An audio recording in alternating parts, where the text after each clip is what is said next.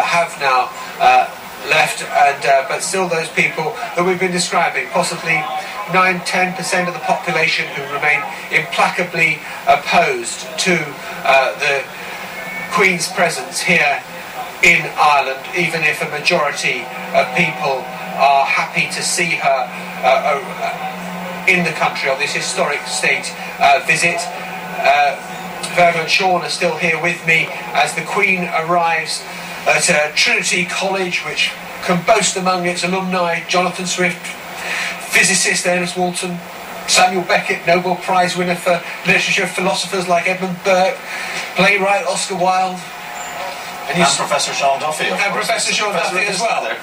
Proud moment for me too, John, as a graduate of the college, and of course not many people know that we call it colloquially Trinity College Dublin. Its official title is Queen Elizabeth's College of the Holy and Undivided Trinity near Dublin, because it was founded by the Queen's ancestor Elizabeth I in 1592. That is quite a title, isn't it? And it was called near Dublin because then it was out in the countryside, because the city ended right beside us here at Dublin Castle.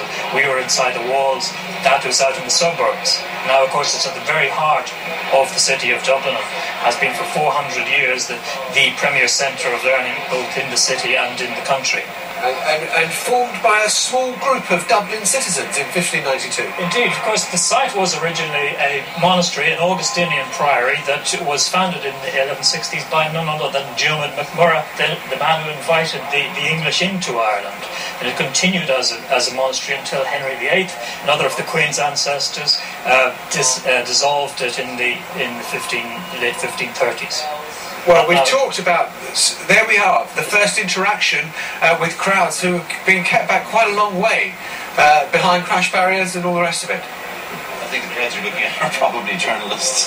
A great many of them. Well, there seem to be I could hear, in my little my earpiece here, I could hear cheers as they as I think you will. But the only thing about Trinity College, of course, in its history, it has produced, there's Mary Robinson, of course, former President of Ireland, leading figure in the United Nations as a human rights commissioner, and one of the people who really pioneered that outward-looking sense of ourselves, which is now taken so much for granted in Ireland.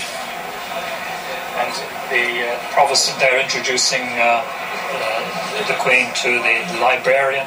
The librarian is the keeper of the Book of Kells, which is the main purpose of the visit. But Trinity has always been associated throughout its history with the English or the British presence in Ireland, and partly that is a reaction against the fact that the Irish Catholic Church banned for many decades its members from going to Trinity for fear of being contaminated by Protestantism.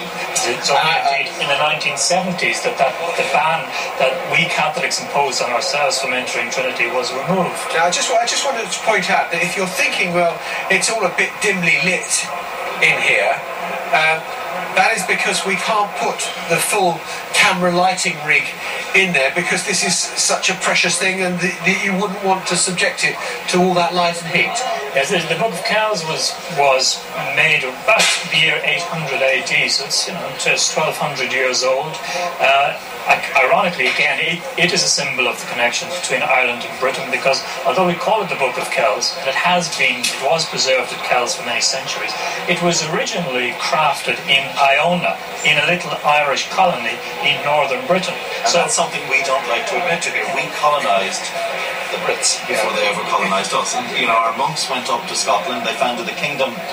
Irish chiefs founded the kingdom of Dalriada in much of what is now Scotland. And indeed, you could find Irish settlements and a stone containing Irish lettering in Gloucestershire, only an hour's drive from London. So there were Irish communities that far into Britain.